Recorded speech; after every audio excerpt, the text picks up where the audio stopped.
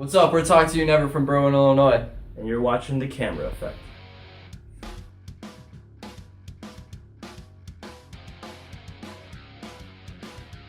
Our sound. Hopefully our sound hasn't changed much. If anything, it's just gonna mature a little bit as we go on. The dedication to keep playing. The direction we've been going so far. Derek, has anything changed within the last Within the last 2 weeks of you being in the band? Well, I don't really know, I guess I don't really know, what it was really like before, but I'd like to think that we're kind of stepping into a new era of the band, if you will, as far as the level of seriousness that we're taking everything with, trying to take things to the next level with some tours and whatnot, and just kind of take a step from, this is what we do on the side, kind of to making it a main priority. And I think if you want to do anything with music these days, you kind of have to have that drive. So yeah, I think that's where we're headed.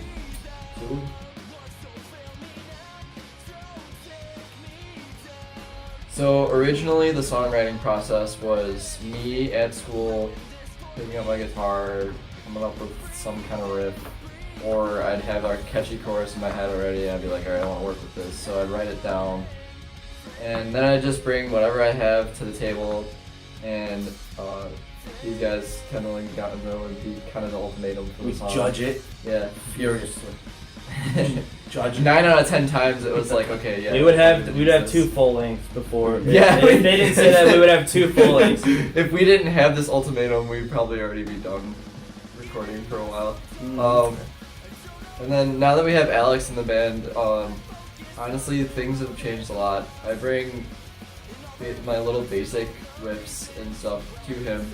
He adds to it because he can actually play guitar and You can make him pretty metal.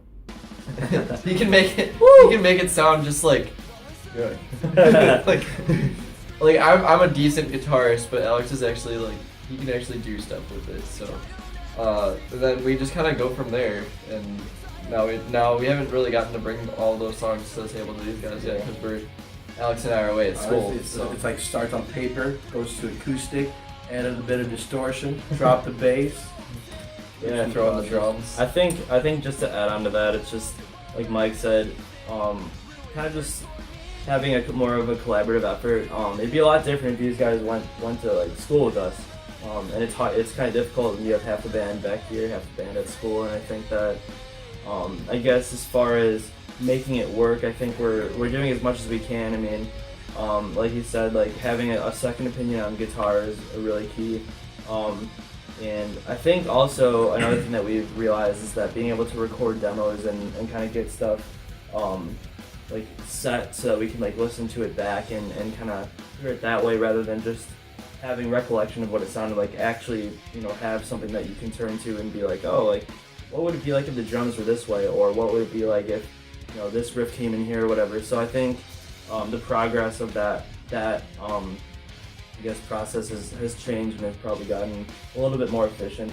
Yeah, honestly, being able to hear everything that we play and not having to go back and actually play it and then try and figure out that way. Because having to actually play it is the worst thing. It's really hard to go back and play fix music. something when you can't hear it. It's hard to play music. And not just that, I think we can all agree that that's actually one of the hardest parts of being a band and being a songwriter and being a musician, is also accepting the criticism. Yeah, definitely really difficult to do that. So many songs from back when we were in the original band to when we started this band, and so many things that we changed. And once we each learn to listen, respect each other's opinion, and accept every criticism, we put out some pretty amazing songs. Yeah, man. What's our chemistry? Yeah, our chemistry is kind of off the charts right now. It's all about this love. Yeah, we got so much love going right here. Oh yeah. He's only 2 weeks. It's 2 weeks. It's okay. Just wait. Premature.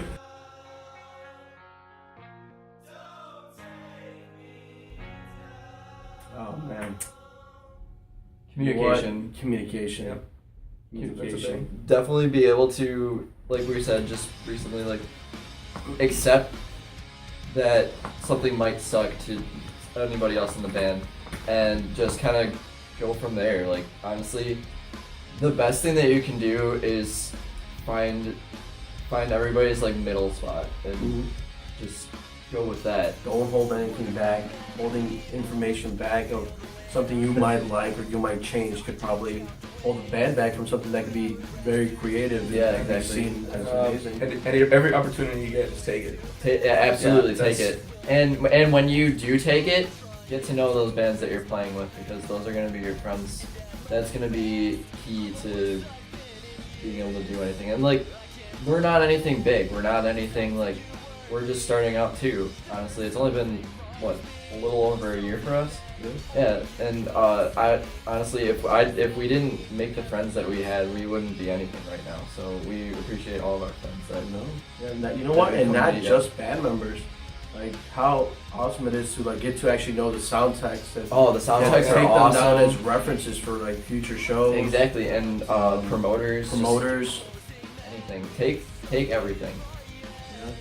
And like just live in the moment. Stay for the other bands too. That's another really big thing. That knowing that, because honestly, when on our first show at Pub Yahoo, if we didn't have Where It Starts there, Wow. we honestly we would have been playing to 5 people, and that would have sucked. And I mean, it would have been great to be able to like show 5 people our music. Reason why friendship and communication is important.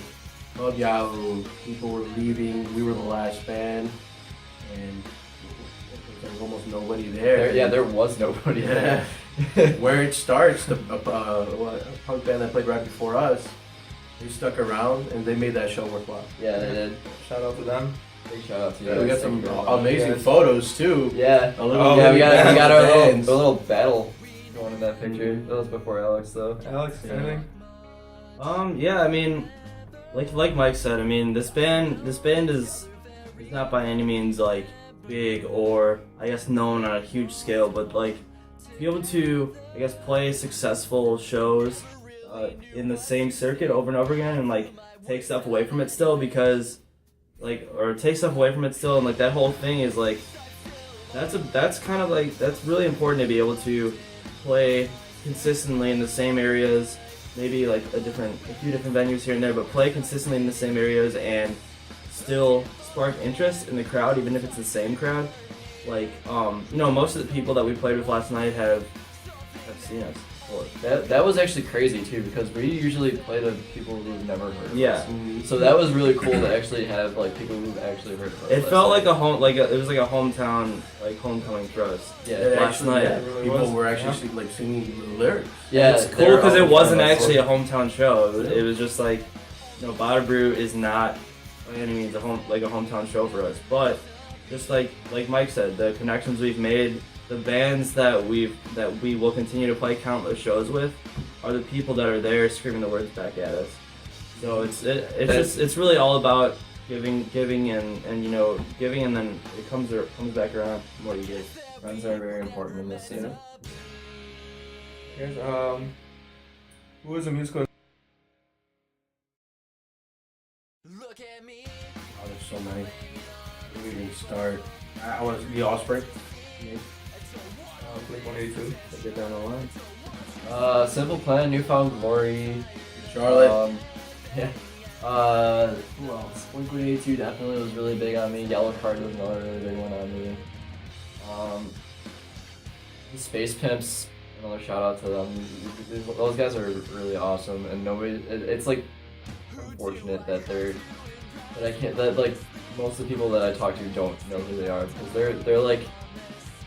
they've got the kind of the same style as us, the early 2005. They've been around a lot longer though, but like that was one of the reasons that I was really wanting to keep this sound going. And Cliffhanger, honestly, if Cliffhanger wasn't around, this band wouldn't be around. And I know that's saying a lot, but like they've helped me through a lot, and they made me realize this is what I want to do with my life.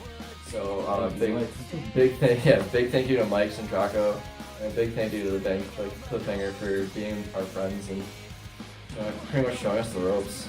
That's a real friend right there. He's been to what, 4, 5, 6 more shows? He's been to most of our shows. Even on our recording. Yeah, he showed up He to the was just studio. like- He showed We up had the at the GoPro. studio. We had the GoPro in the Yeah. studio because of him. So Oh, thank you yeah. very much. More proof of why friendship is We important. love you, man. So Mike. My turn. Yeah. Well, I started playing. Did I start playing like drums like I guess earlier in my life than you guys started doing your stuff seriously like that. I've been doing it for a little bit longer maybe. I You're started playing classically guitar at like 13. Yeah. So I was So classically trained for a long time. yeah. So I guess like I started playing music like this, like I guess in the general alternative type of things 11 years ago. So I guess my music taste has evolved a lot, and like so the influences are from that whole timeline. So I guess when I started playing drums, it was like Linkin Park and Papa Roach and you know POD bands like that. Kind of like you know the bigger names in like the I guess new metal like kind of like I don't want to say radio rock, but kind of like the more known. I would call it alt rock. Alt rock. Yeah. So that's where like Mainstream rock. a lot, yeah, exactly, yeah. So like that's where a lot of my original influence came from, and as things progressed, you know, I went through a phase of like liking hip hop and rap and stuff when I was in middle school. I think we all go through that, and then Definitely. you know into like you know I guess 7th, That's 8th part grade of and it. up, yeah, 7th, 8th grade and up, you know, Like emo. it's yeah, that's when I became emo. And Hawthorne Heights, man. yeah, no, for real though, like, just thinking back to when I made the transition from like, okay, like I, like this is the type of music I'm into now, whatever. It's just like, you know, then it started to become more of like a metalcore, you know, deathcore based type of thing, and that's why anybody that you know sees this live will easily notice that I heavily like gravitate towards the double bass pedal, which I think adds an interesting. Besides me shouting at you, that Yeah. I want more bass pedal. Yeah, I mean, I feel like that's something that adds like a little bit of an interesting feel to some of the stuff. And I think It definitely adds to the sound. Yeah. It's really important. You don't have enough cowbell. Not yeah, enough cowbell. Yeah, that's the one thing. I'm Jimmy talking had. about maracas, dude. You mean the tambourine and T. Oh, Joanne? yeah, the worst decision we ever made. No, just kidding. But yeah, no, and then you know, just the bands around us, man. Like Knuckle Puck and Real Friends have literally like set the stage for the Chicago pop punk scene. And knowing, you know, Dan from Real Friends and Kyle from Real Friends on a personal level, and like, you know, talking to Kevin from Knuckle Puck, it's just like those two bands are the poster children for like success stories coming out of Chicago's music scene. And it's just like looking to them, like, you know, and they just came out with that documentary that we watched. Yeah. It's just like bands like that. It's like they literally like grew up around here, and those are the bands that are playing Warped Tour and playing tours with bands like Census Fail and you know bands that have been around for a while. It's like that's the kind of people that I guess I look to as far as motivation and drive in this genre, and then combine that with everything else. It's just it all comes together. It's interesting. If Warped Tour's available, we are looking. Yeah, Kevin Lyman, if you're seeing this, you might need. Yo, another we're band. talking to you never. We're from Chicago area, you know. And It's I'll re-edit this video so Berlin. that right here there will be a title that says "Is on Warped Tour." So.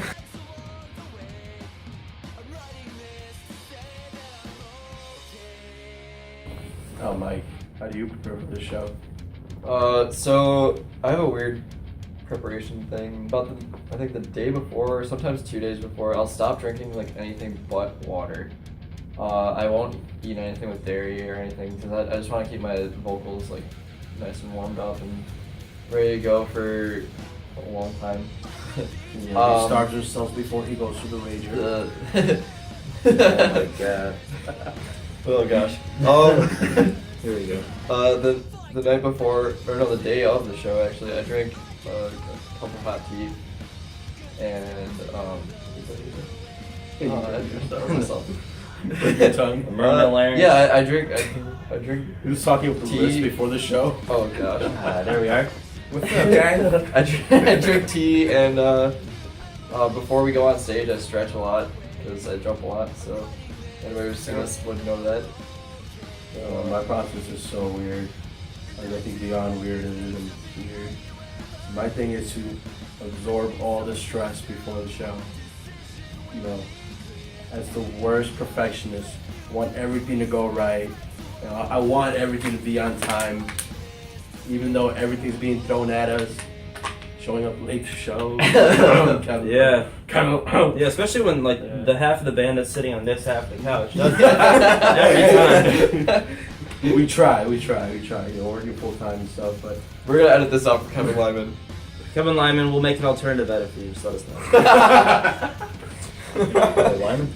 no, for real though, it's like for me, I want everything to go right for the show. I don't care if we're gonna be playing in front of 3-4 people or we're gonna be playing, you know, hospitals for 900 people. I want to make sure everything goes right. We know our parts. You know, for 5-6 days before the show, I'm running across the songs non-stop all day, every day. He's a giant bubble of stress. Yeah, and then people will see me before the show, and I'm just like, don't talk to me. I don't want to talk to you right now. Kirby. I absorb it. You know, I take in the stress for these guys. I take in the stress for these guys. And then 10 minutes before showtime, it's like it's a whole new gonzo. Like It's a whole I'm new so TV. chill. It's a whole new emo gonzo. It's just like emo gonzo bag, and you know I'm not happy because I'm emo. But I mean, we also do shots too. even though I'm smiling. We usually If take shots. the Wire gives us 2 free drinks like other venues should. Right? That's what we take. That helps. That helps. Kevin Lyman, that's not for you. Shout out to the Wire. Big shout out to the Wire. What I do, I just run through a set like the night before, regardless if I sleep or not. I don't care. I just run through it and make sure I have everything down. And that's it. Since he hasn't practiced 1, 2, 3. Wait till the Yeah, last I'll minute of always the show. leave We very rarely get Kendall at our practices because we always have to practice when he's working. So He's there with us in spirit. Kevin Lyman, you also didn't hear that. Everybody here. Oh my gosh. So, He wets his hair, obviously. I did it last night. I like to wet my hair so I can like actually. Quad. Quack quack. I like to wet my hair so that I can look like quack quack. But anyway, no. I wet my. Alright. So anyway, Quack. Quack quack. Alright, so I wet my hair from time to time, so I can look more emo. I usually wear a backwards hat to prepare for it too. Bro, that is so vague. Give us more details on that hat. Yeah, I prepare for the show by wearing a backwards hat. My hair will be more matted down during it. Okay, that's fair. You know, but in reality, I don't stress about shows at all. Really, I mean, when me and Mike get in the car to come home, like, to, you know, like rehearse and like play shows, because we both go to ISU, so we kind of like we carpool back. I'll have him like turn on the EP maybe once or twice just to like get those ideas going again, and I like to get out there with more of like a relaxed feel. Like I just go and go and go. As the moment I sit down and my drums are set up, it's just like it's go, and it's just like the show doesn't start until I click us in. So it's like, you know, when we're ready to go, we're ready to go, and make sure that the other boys are ready to go too. And no, from the the first click of the stick to the last kind of like hurrah of the show, it's just go 30, 35, 40 minutes of just like straight like hustle. And as far as preparing for that, maybe stretch a little bit, maybe jump around a little bit, but kind of just like just do it. I just do it. So that's me.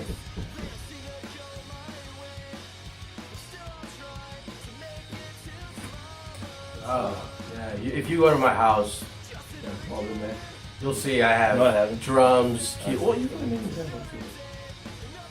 gotta earn my trust. Quack quack. You gotta shake.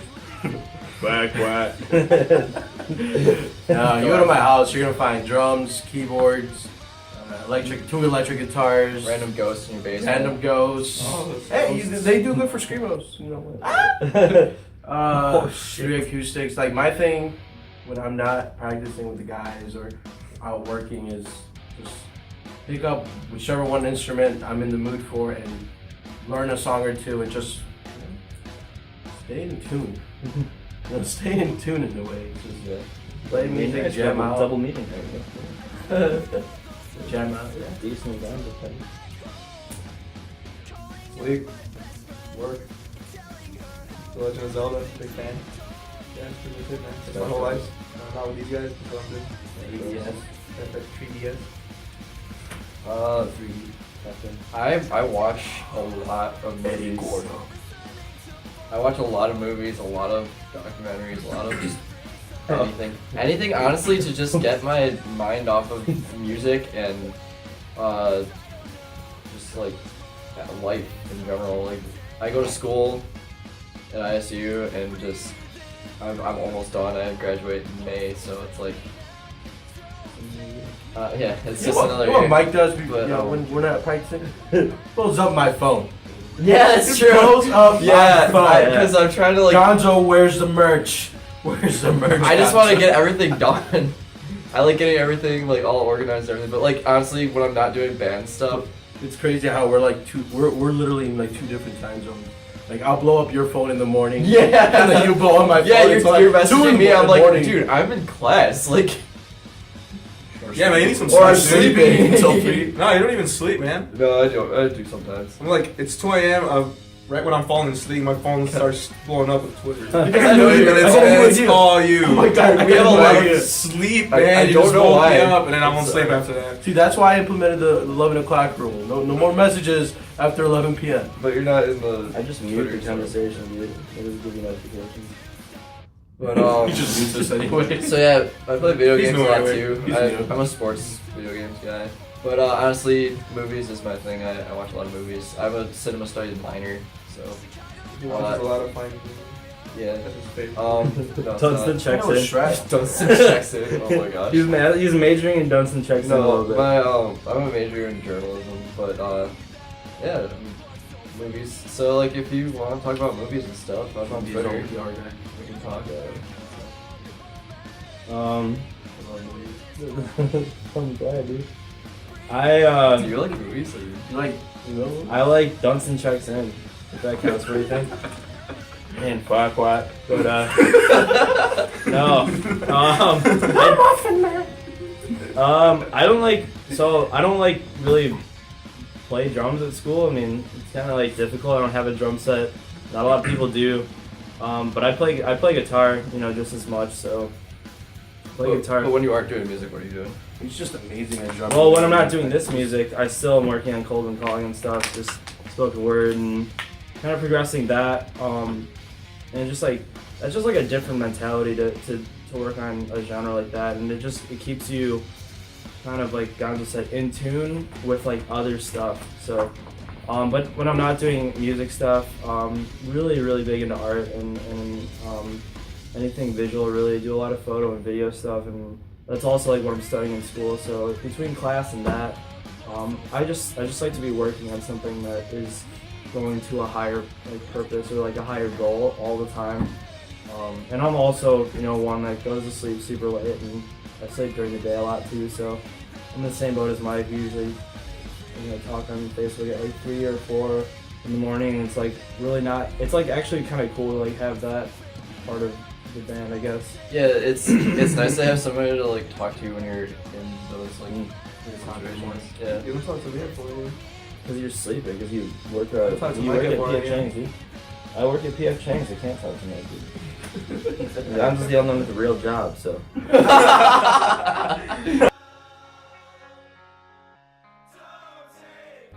It's going up. I think it's going up because there's been a lot of help with a lot of bands working with 5 Seconds of Summer. And I think that's really cool that somebody that's not quite what you would consider pop punk is actually like helping other people, I guess, see and like hear bands that are working with them that they normally wouldn't go and find on their own. Like, I know for a fact that like a little kid isn't gonna go and try and find Sum 41, but here's Sum 41 working with 5 Seconds of Summer, which I think is awesome. And I was a little kid when I heard something. well, yeah, but like I'm talking about the the Those are kids era nowadays. though. Yeah, like, It's just true. like the early 2000s was such a different time than now, and just to be able to bring some of that back is great.